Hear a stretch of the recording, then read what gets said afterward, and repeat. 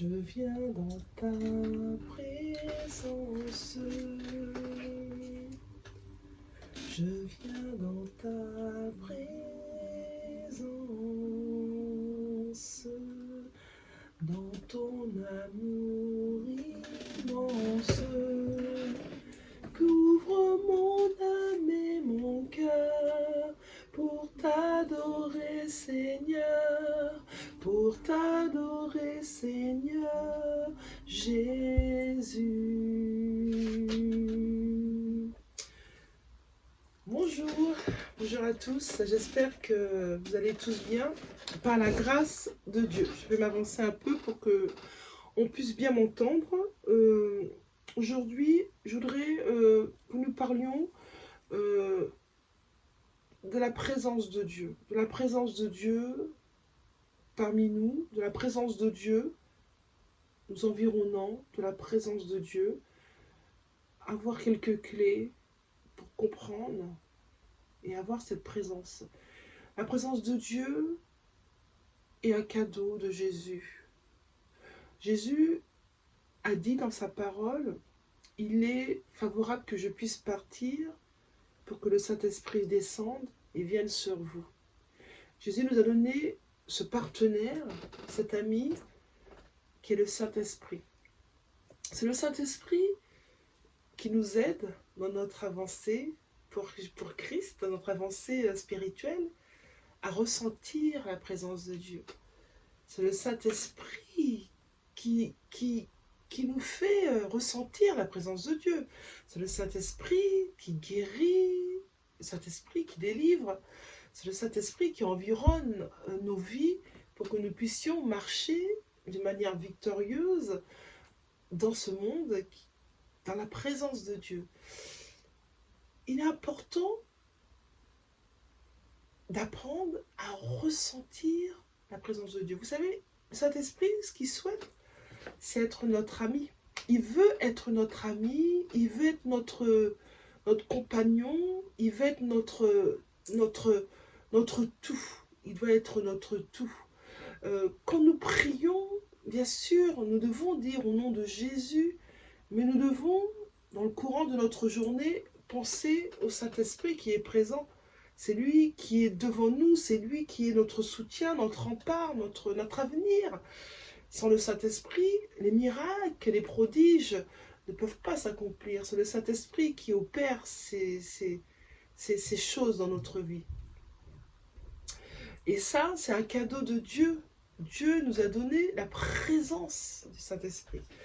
Pour mieux comprendre ce qu'est la présence du Saint-Esprit, on va lire la parole de Dieu. Alors, il y a une première clé pour ressentir la présence de Dieu, le Saint-Esprit, c'est par sa parole. Pour ressentir la présence du Saint-Esprit, pour être conduit par le Saint-Esprit, c'est par sa parole. Il n'y a pas d'autre. La première clé, déjà, c'est la parole de Dieu, que le Saint-Esprit veut conduire, mais bien sûr, il y a aussi une petite condition. Effectivement, il faut donner sa vie à Jésus. Il faut faire une prière de renoncement, demander pardon, une repentance et d'aller au baptême. Et une fois que vous êtes baptisé, né de nouveau, vous avez la garantie de continuer votre vie avec le Saint-Esprit qui sera votre bouclier. Voilà, c'est ça.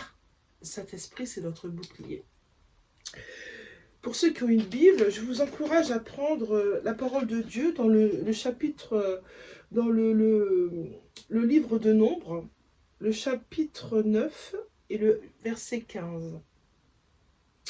Le jour, on va parler de la nuée de Dieu. La nuée de Dieu, qui représente la présence de Dieu, qui était avec le peuple d'Israël le jour et la nuit, et qui conduisait le peuple d'Israël dans le désert, dans leurs aventures, dans la présence de Dieu, qui les protégeait, qui les nourrissait, qui vivait, le peuple d'Israël, alléluia, gloire à Dieu, une présence surnaturelle pendant ces péripéties dans le désert. Ils sont restés pendant de nombreuses années. Le jour où le tabernacle fut dressé, La nuée couvrit le tabernacle, la tente du témoignage, et depuis le soir jusqu'au matin, elle eut sur le tabernacle l'aspect d'un feu. La nuée avait l'aspect d'un feu. Merci Seigneur pour ta parole. Il en fut continuellement ainsi. Si la nuée le couvrait, et de nuit, elle avait l'aspect d'un feu. Alors la nuit, c'était l'aspect d'un feu pour que les Israéliens pouvaient se repérer dans la nuit. Quand la nuée s'élevait de dessus la tente, les Israélites partaient. Quand la nuée se levait au-dessus de la tente, les Israélites connaissaient, ils savaient, par la nuée qui s'élevait, qu'il fallait qu'ils prennent la route et qu'ils marchent. Et quand la nuée allait dans un lieu où demeurait la nuée, les Israélites, quand il fallait s'arrêter, quand les Israélites marchaient, quand il était temps de s'arrêter, la nuée descendait, et là, ils savaient, les Israélites, qu'il fallait s'arrêter, qu'il fallait faire une pause, car Dieu les guidait concernant cette nuée. Verset 18. Les Israélites partaient sur l'ordre de l'Éternel et campaient sur l'ordre de l'Éternel. Ils campaient aussi longtemps que la nuée demeurait sur le tabernacle. Tant que la nuée de Dieu, merci Seigneur, alléluia, était sur le tabernacle, les Israélites ne partaient pas. Dieu s'était arrêté, la nuée s'était arrêtée sur le tabernacle, et il restait, il campait, il restait. La nuée pouvait rester un certain nombre de jours ou un certain nombre d'heures, mais c'était dans l'obéissance. Il suivait la nuée dans le désert. Merci Seigneur. Quand la nuée restait longtemps sur le tabernacle, les Israélites observaient le commandement de l'Éternel et ne partaient pas. Ils restaient. S'ils arrivaient que la nuée soit peu de jours sur le tabernacle, ils campaient sur l'ordre de l'Éternel et partaient sur l'ordre de l'Éternel. Alléluia. En fait, ils obéissaient à la nuée. La nuée, ça représentait Dieu, le Saint-Esprit. Quand la nuée s'arrêtait, ils s'arrêtaient. Quand la nuée s'élevait, ils partaient. S'il arrivait que la nuée soit du soir au matin et que la nuée s'élève le matin, il partait. Ça veut dire que si la nuée était restée toute la journée, du soir jusqu'à toute la de la nuit, il restait. Et que la nuée s'élève, il partait. Si la nuée s'élevait après un jour et une nuit, il partait. Si la nuée s'arrêtait sur le tabernacle 2 jours ou un mois ou une année, les Israélites campaient et ne partaient pas. Et quand elle s'élevait, ils partaient. Ils campaient sur l'ordre de l'Éternel. Ils partaient sur l'ordre de l'Éternel. Alléluia, merci mon Dieu. Ils observaient le commandement de Yahvé selon l'ordre que l'Éternel donnait à Moïse. Seigneur, je te rends grâce, Seigneur. Je te dis merci, Seigneur, pour ce moment que je vais passer, Seigneur, dans ta présence éternelle. Que je puisse, Seigneur, que tu puisses faire comprendre que la nuée que représentait à l'époque sur le peuple d'Israël, cette nuée est aujourd'hui présente dans nos vies et c'est le Saint-Esprit. C'est le Saint-Esprit qui a pris la place de la nuée. Le Saint-Esprit souhaite avoir une vie de partage avec vous, comme la nuée. Quand il faut se lever, vous allez avec lui. Quand il faut arrêter, vous arrêtez. Il suffit d'avoir la perception de ce qui est Dieu autour de vous par le Saint-Esprit. Le Saint-Esprit souhaite aujourd'hui avoir cette même relation avec vous par sa nuée. Oui, c'est la volonté de Dieu. Dieu souhaite avoir une relation personnelle avec vous. Dieu n'est pas un Dieu religieux, il n'est pas dans la religion, il est dans une relation personnelle. Et bien sûr, pour ressentir le Saint-Esprit, il y a un prix à payer. Ce prix, le premier, c'est d'écouter et de méditer la parole de Dieu et de la pratiquer. Le deuxième prix, parce que la parole de Dieu déclare que ceux qui sont tièdes seront retranchés. Nous devons être bouillants pour servir la parole de Dieu. Nous devons aller vers les uns et les autres pour parler de l'aventure extraordinaire et bienfaisante qu'est Jésus pour notre propre vie. Nous devons pouvoir y aller sans craindre. quoi que ce soit. Et c'est en cela que la présence du Saint-Esprit, la nuée, est importante dans notre vie. Car si nous préparons la présence de Dieu, nous préparons le terrain par des jeûnes, par des prières, par de la méditation, la nuée sera en nous par le Saint-Esprit et elle va nous conduire dans des vies de miracles, des choses inattendues. Et lorsque nous irons pour évangéliser, quand nous irons pour délivrer, quand nous irons pour faire des choses pour Dieu, ça va s'accomplir. Pourquoi ça va s'accomplir? On peut pas se dire, je vais aller prier pour Pierre, Paul, Jacques sans avoir la perception et la nuée en nous par le Saint-Esprit. Nous devons rechercher la présence de Dieu par le Saint-Esprit, ressentir sa présence et quand nous l'avons, nous savons que nous sommes équipés pour aller prier pour les malades, pour aller délivrer les malades et pour aller marcher en puissance pour servir l'Éternel. Parce que c'est le but. C'est pas de garder cette nuée, cette puissance pour nous, dans notre habitat, mais c'est d'aller la donner à d'autres, faire passer le courant, qui est l'amour de Dieu, le Saint-Esprit. Le prix à payer, c'est d'être dans votre temps de prière, dans l'amour et dans l'affection et dans la présence de Dieu. De ressentir la présence de Dieu, de dire à Dieu, je t'aime, papa, je t'aime. Crier à Dieu. Il faut crier à Dieu. Père, je t'aime, j'ai besoin de toi dans ma vie. Je t'aime, mon Dieu, mon roi. Appelez à Dieu. Dieu se laisse trouver. Dieu se laisse trouver à coup sûr à celui qui a un cœur bienveillant. Ça, c'est la deuxième clé. C'est votre cœur. Comment est votre cœur? Comment est l'état de votre cœur? Est-ce que vous avez un cœur sincère? Est-ce que vous avez un cœur bienveillant? Est-ce que votre cœur est dans l'amour et dans l'affection? Est-ce que votre cœur est manipulateur? Est-ce que votre cœur est malveillant? Est-ce que votre cœur est calculateur sur les choses qu'ont les autres et pas vous? Est-ce que votre cœur est dans la méchanceté, dans la terreur, dans les blessures? Si vous voulez recevoir la nuée par le Saint-Esprit, vous devez transformer l'état de votre cœur. Votre cœur doit être transformé. Le Saint-Esprit ne viendra jamais vers vous si votre cœur est noir, si votre cœur est méchant, si votre cœur n'est pas sincère, si votre cœur est malhonnête. Il y a plusieurs formes de sincérité, de malhonnêteté. C'est important. Vous savez, les gens qui jouent à double jeu, qui ne sont pas sincères et qui ne disent pas les choses qu'ils doivent dire, vous savez, Dieu sait tout. Dieu est notre Père. Il sait toutes choses. Il le sait. Il sait l'état de notre cœur. Il sait que ce que nous faisons et ce que nous disons à qui que ce soit, c'est un mensonge. C'est ça la puissance des enfants de Dieu.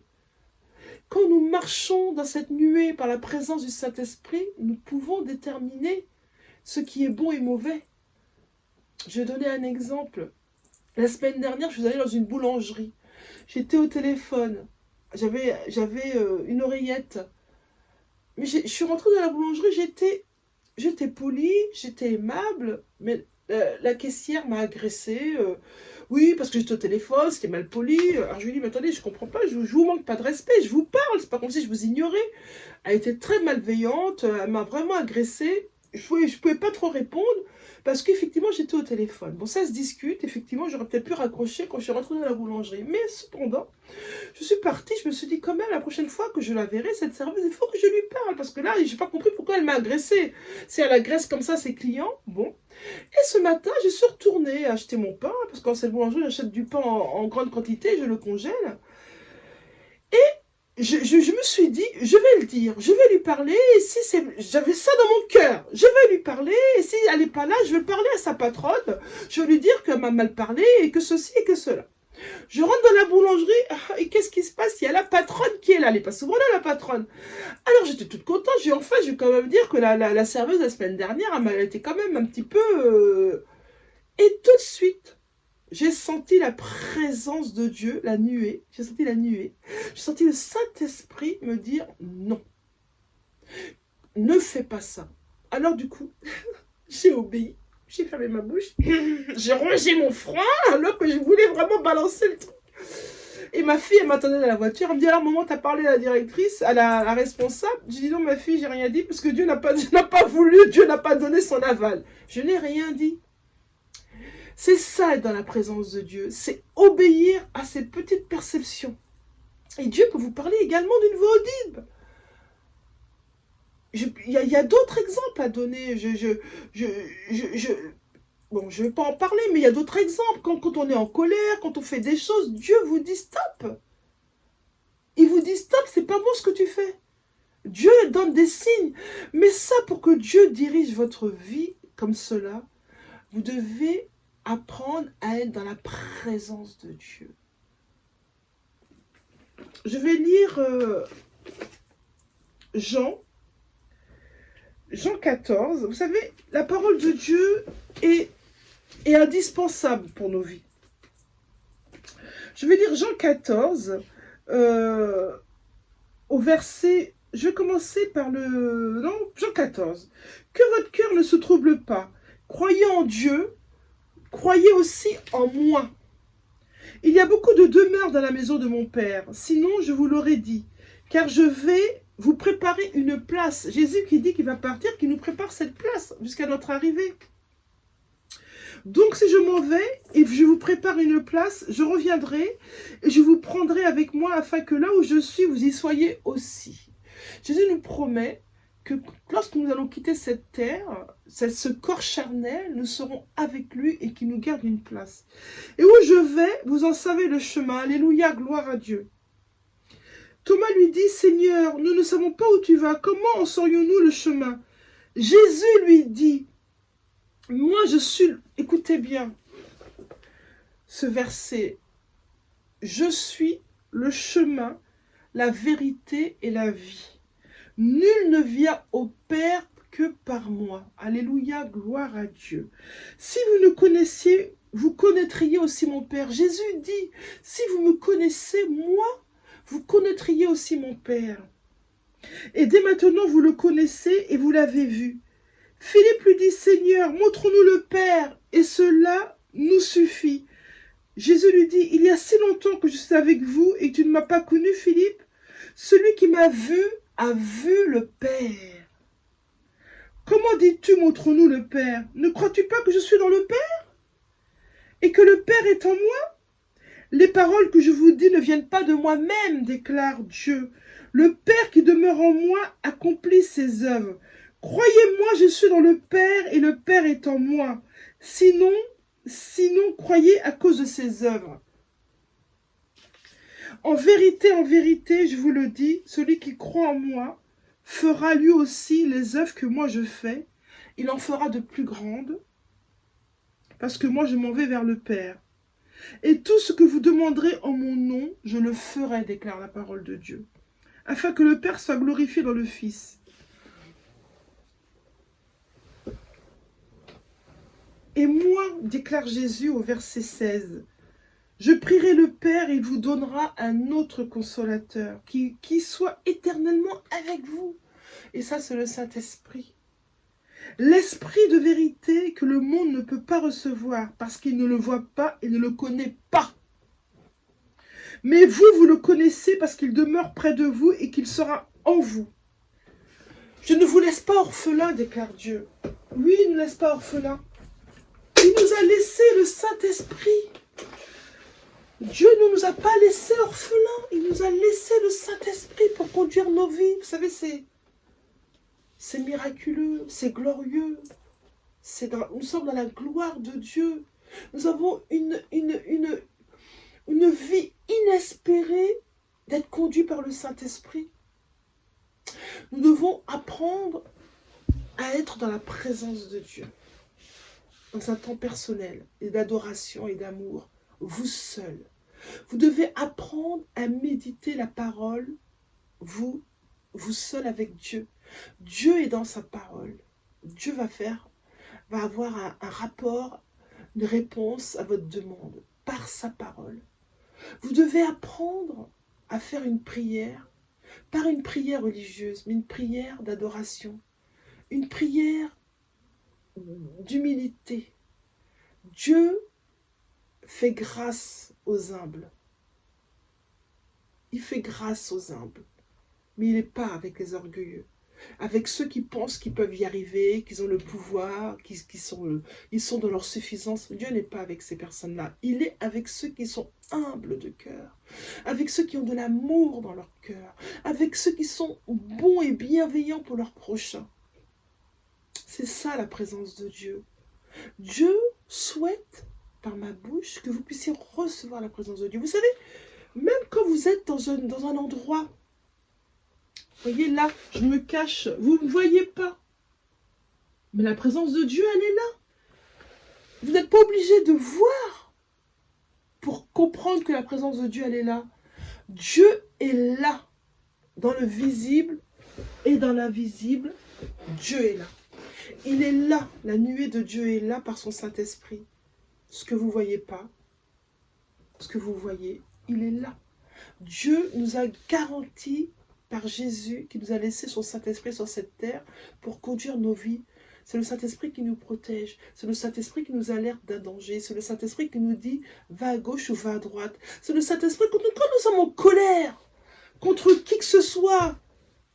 On a un malaise. Le Saint-Esprit nous dit stop, arrête-toi là, il y a quelque chose qui ne va pas là. Fais une pause. Fais une pause. Des fois, nous avons besoin de faire une repentance, de demander pardon, d'avoir une attitude négligée. Et Dieu nous pardonne. Je vais prier pour la fin. Seigneur, je prie dans le nom de Jésus que toutes les personnes qui m'ont entendu, Seigneur, soient dans ta présence, Seigneur. Comprennent que ta présence est existentielle pour avoir une vie bénissante, une vie où elles vont baigner dans ta présence, où elles pourront être conduites, leurs vies seront conduites par le Saint-Esprit qui va diriger leurs pas et leurs sentiers. J'envoie la paix de Dieu sur votre vie. J'envoie la guérison sur votre vie. J'envoie la délivrance sur votre vie. Que tout ce qui ne va pas soit ôté dans le nom de Jésus. J'arrache l'ivrée de vos vies. J'envoie une paix surnaturelle, c'est la paix de Jésus qui vient en vous. Le Saint-Esprit descend sur vous. Il est là. Il veut avoir une relation personnelle avec vous. Je déclare dans le nom de Jésus que vous êtes restaurés. Que ceux qui sont un pied dedans, un pied dedans, un pied dehors, j'envoie la paix de Dieu pour que vous puissiez rester les deux pieds dedans, dans le nom de Jésus. Que votre vie soit une vie restaurée.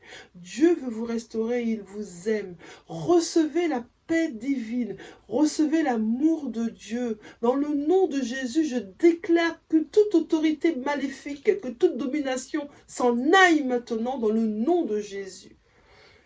Recevez la paix divine, recevez l'amour de Dieu. Dieu vous aime et Dieu veut vous restaurer. Dieu veut avoir une relation avec vous.